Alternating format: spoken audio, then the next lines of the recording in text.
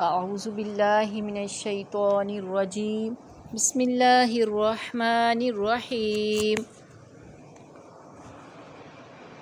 قابیل کو جب یہ سمجھ نہیں آ رہی تھی کہ وہ اپنے بھائی کی لاش کا کیا کرے تو کوے نے اللہ کے حکم سے اس کی پریشانی کو دور کر دیا۔ ہوا یوں کہ جب قابیل اپنے بھائی کی لاش کو لیے پھرتا رہا تو اللہ تعالیٰ کے حکم سے دو کوے اس کے سامنے آئے اور لڑنے لگے۔ جب ان میں سے ایک نے دوسرے کو مار دیا تو مارنے والے کوے نے اپنی چونچ اور پنجوں سے زمین کو کریدا اور اس میں اس کوے کی لاش کو ڈال کر اوپر مٹی ڈال دی۔ قابیل نے یہ دیکھا تو اس کو اپنی پریشانی کا حل اسی طریقہ میں نظر آیا۔ معزز سامعین کرام، جو ظالم ہوتا ہے اس کو اپنے ظلم کی سزا ضرور ملتی ہے۔ قابیل کو بھی اس کے جرم کی سزا فوراً ہی مل گئی۔ جب تک وہ اپنے بھائی کی لاش کو لیے پھرتا رہا وہ ٹھیک رہا۔ یہ عرصہ بعض لوگوں کے مطابق 100 برس کے لگ بھگ تھا۔ جب وہ اپنے بھائی کی لاش کو سپرد خاک کر چکا تو اس کی پنڈلی ران سے جڑ گئی اور یوں اس کا منہ سورج کی طرف ہو گیا۔ جس طرح بھی سورج گھومتا قابیل بھی خود بخود ادھر ہی گھومتا چلا جاتا۔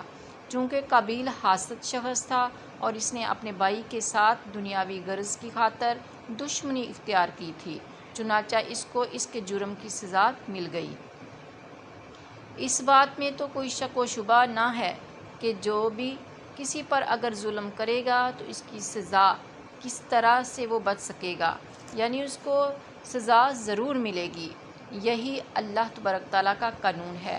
ہم دیکھتے ہیں کہ اگرچہ قابیل سے اس ظلم کا بدلہ لینے والا کوئی نہ تھا، نہ ہی اس سے پوچھنے والا تھا کہ تم نے یہ ظلم کیوں کیا، مگر جو تمام انسانوں کا خالق ہے اس کی قدرت سے کوئی طاقتور نہیں، یعنی اس کی قدرت سے کوئی بڑے سے بڑی طاقت والا بھی اس کی قدرت سے نہیں بچ سکتا۔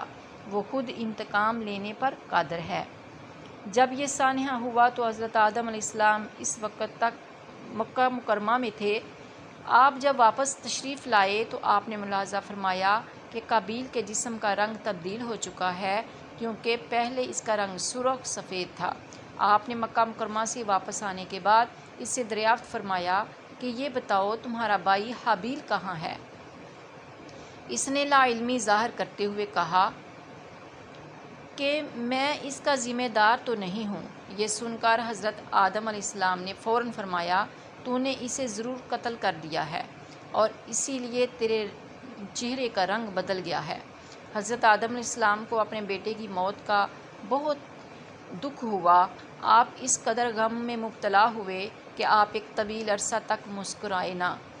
یہ بھی درست ہے کہ حضرت آدم علیہ السلام کو اپنے دونوں بیٹوں کی جدائی برداشت کرنا پڑی۔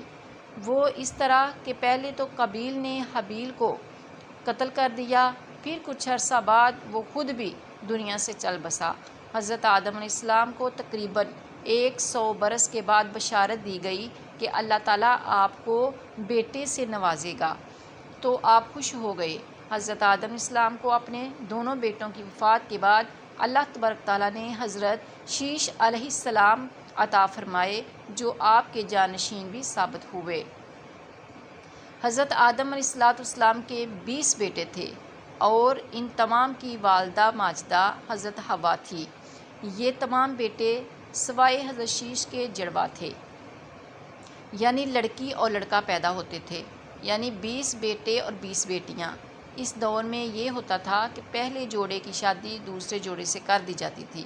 اسی طرح دنیا میں آبادی پھیلتی رہی حتیٰ کہ اس کا رواج ختم ہو گیا اور آپ کی اولاد جو ہے وہ بڑھتی چلی گئی، یہاں تک کہ آپ کی اولاد اور ان کی اولادوں کی تعداد ہزاروں سے بھی بڑھ چکی اور وہ سب آپ کے فرزند تھے، ماں سوائے جتنے فرزند تھے بیٹیاں تھیں بیٹے تھے، ماں سوائے قابیل اور حابیل کے سب جو تھے وہ زندہ تھے، یعنی حابیل اور قابیل وفات پا چکے تھے، باقی اولادیں جو تھیں آپ کی وہ حیات تھیں۔ حضرت آدم علیہ السلام کے ہاں حضرت شیش کی ولادت ہوئی تو آپ کی عمر اس وقت 130 برس تھی۔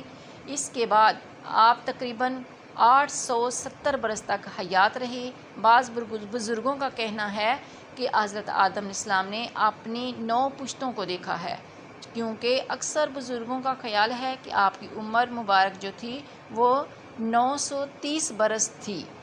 جب حضرت نوح علیہ السلام کے والد